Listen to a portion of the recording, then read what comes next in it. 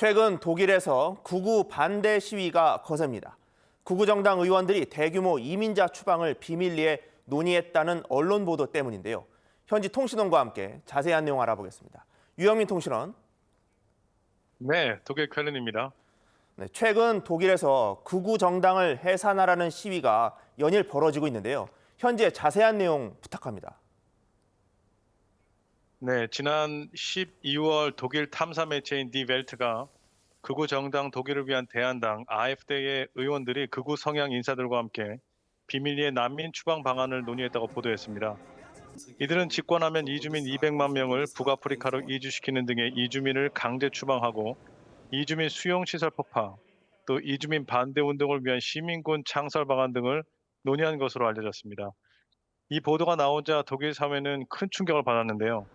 독일 전역에서 연일 극우 반대 시위가 열리고 있는데 19일부터 21일 사이에 무려 140만 명이 이 시위에 참여했다고 추정되고 있습니다.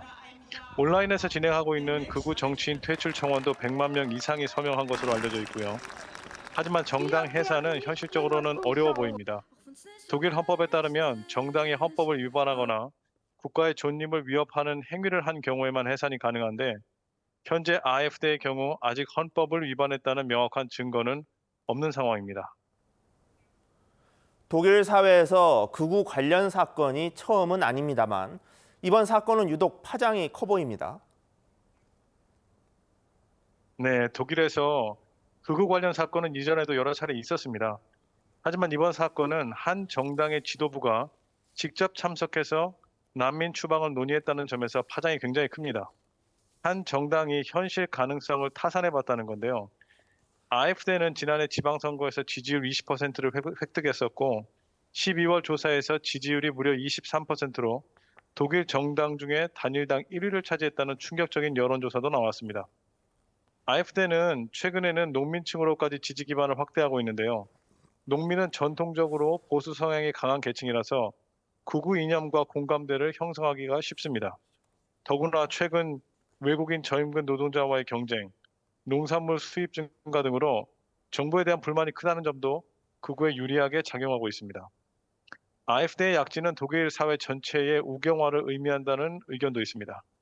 제 지인 중에서도 이민자 200만 명을 지원하는데 얼마나 많은 돈이 드는지 아냐며 그걸 왜 독일이 혼자 떠왔느냐고 푸념하는 분들이 꽤 있습니다. 극우 정당을 지지하지는 않지만 이해가 간다는 의견들이 확산 중에 있습니다.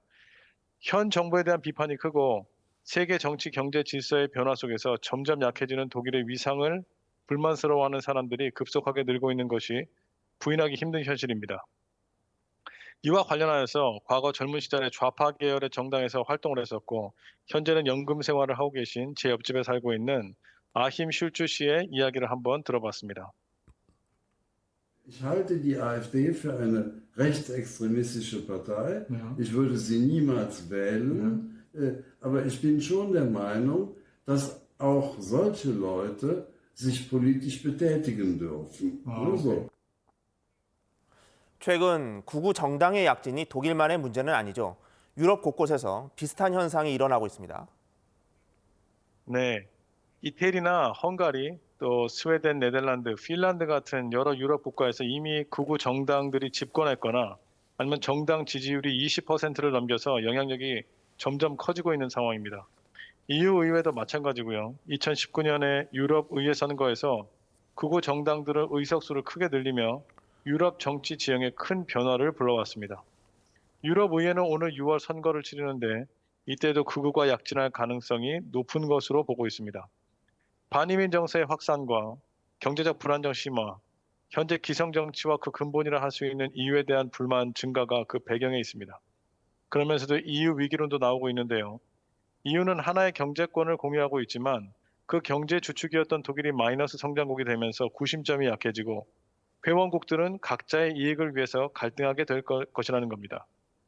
또 유럽의 평화를 경계하는 러시아의 푸틴 대통령이 우크라이나 다음의 이슈가 필요하다면 그 다음은 결속력이 약해진 EU를 노릴 것이 불보듯 뻔하다는 거죠. 물론 EU 해체는 아주 극단적인 이야기입니다. 하지만 지금까지 그랬던 것처럼 앞으로도 상황이 계속 악화된다면 EU는 회원국들이 각자 도생을 선택하는 절박한 상황을 맞을 것이라는 우려가 점점 커지고 있습니다. 지금까지 독일 쾰른에서 전해드렸습니다.